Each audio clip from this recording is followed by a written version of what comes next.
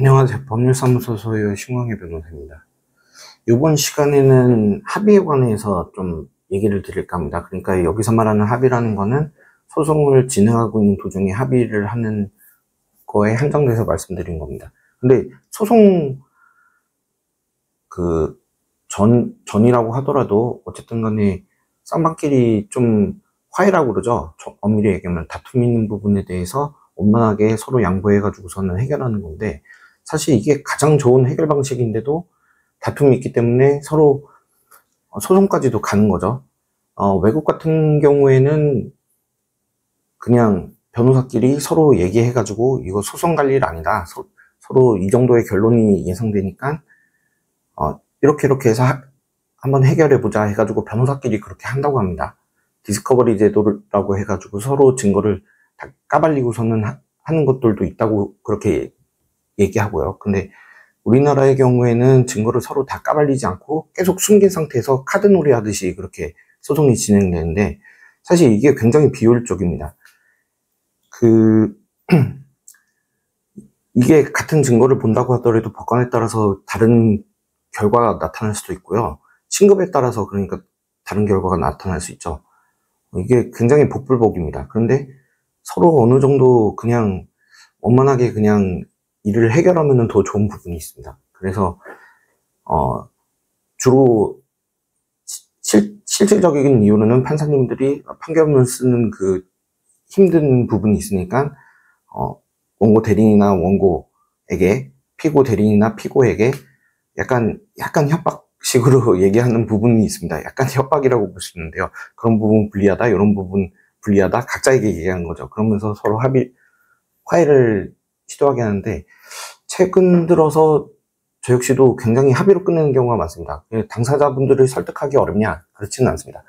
당사자분들도 실제로 하게 되면 이게 소송 하나가 뭐 2년이, 최소한 한 신급에서 2년이 끌리기도 하고, 다 합치면 뭐 3년 넘게 막 걸리기도 하는데, 이때 다 지쳐버리죠. 사실 저희도 충분히 지치겠지만은 그냥 저희 일이니까 그냥 약간 이성적인 고민만 하지 감성적인 소문 안 하려고 그렇게 노력하다 보니까 저희는 그런 소문은 최대한 안 하려고 이렇게 약간 방어적으로 그렇게 하게 되죠. 근데 결국에 가서는 이 당사자분들도 굉장히 지치니까 이게 다 합의하게 됩니다. 최근 제가 하고 있는 것도 연달아서 민사소송이 한 5번 정도 화해 공고 결정이 내려져서 확정되거나 아니면은 뭐 그렇게 시도하고 제가 먼저 이렇게 조정을 이렇게 제안한다, 이렇게 준비서면에까지 쓰고 뭐 이렇게 해가지고 하기도 하는데요.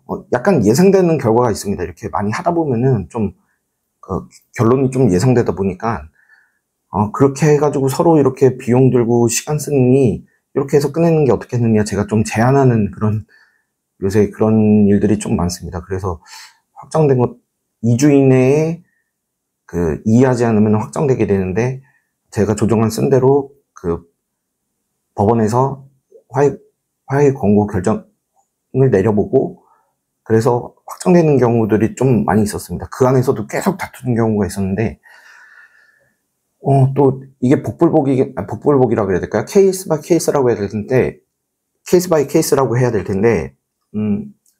오히려 변호사님들이 합의를 안 하시려고 그러는 경우가 꽤 있더라고요.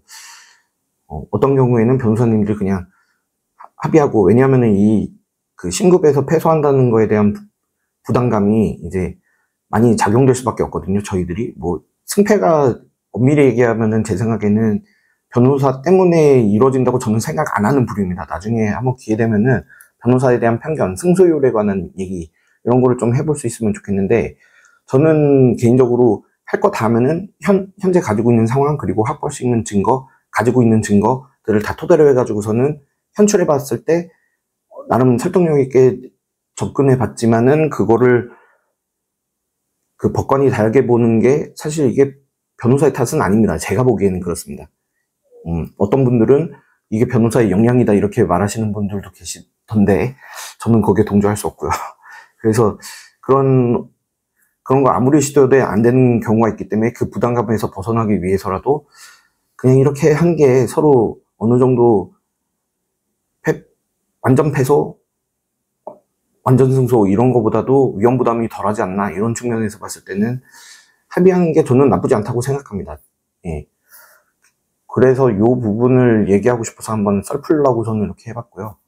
실제로 진짜 최근에 다 민사소송들이 다 그렇게 끝나버렸습니다. 다 그렇게 끝나버렸고, 또 그렇게 끝나기를 기대하고 있는 것도 있고, 뭐 예를 들자면은 용역비 사건 화해로 했고, 또 다른 용역비 사건 지금 화해 시도하는 거 있고, 저작권 침해에서 화해를 해보려고 그랬는데 그거는 상고까지도 가고 그런 거 있고, 사기 사건에 따른 그 불법행위 손해배상 청구 소송 같은 경우도 또 화해 공개 결정으로 종결이 되었고, 뭐 하여튼 뭐 다 일일이 지금 기억이 안 나는데, 뭐 그렇게 최근만 해도 뭐 그런 것들이 좀 여러 개가 있었습니다. 그래서 웬만하시면은 합의하시고, 이제 변호사한테 맡겨서 이제 검토하는데 시간이 오래 걸리고 실제로 상대방의 영미법과 다르게, 디스커버리 제도가 없는 영미법과 다르게 우리나라 같은 경우는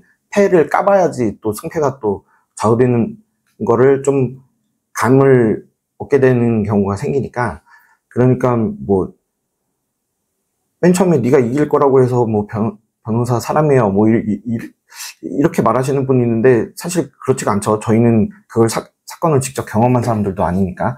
근데 직접 경험하지 않은 사람들이 이제 제3자의 시각으로 봤었을 때, 법관들도 이렇게 판단할 거라는 감이 왔었을 때에는 이렇게 좀 권유를 드리게 될 수밖에 없습니다. 이제 경험하지 않았으니까 저희들이 단언을 절대로 할 수 없죠. 경험했어도 있는 증거가 무엇이냐에 따라서 그 승패가 결정된 거니까요. 그러니까 이렇게 무조건 그냥 합의해서 간단히 일처리 끝낸다 이렇게 생각하지 마시고, 스스로도 뭐, 근데 경험상으로는 당사자분들은 다 설득됩니다. 심지어는 제가 좀 외국까지 멀리 출장 가는 게 너무 힘드니까 대충 합의하시죠 이렇게 말씀드려도 따르겠다 이렇게 그런 의견에 동조한다, 따르겠다 이렇게 말씀하시는 분도 있었거든요. 그러니까 뭐 나보라 그러나요? 서로 관계 문제겠죠. 얼마나 신뢰하는지 문제. 근데 두서없이 어쨌든 간에 이렇게 말씀드렸는데, 가급적이면 합의합시다. 아니, 변호사를 사기 전에 합의하시는 게 제일 좋아요. 비용적으로 봤을 때. 끝나겠습니다.